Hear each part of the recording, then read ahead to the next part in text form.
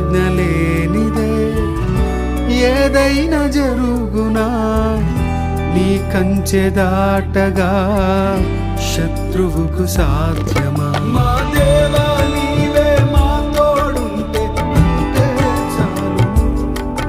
అపవాది తలచిన కీడులన్నీ మేలైపోను.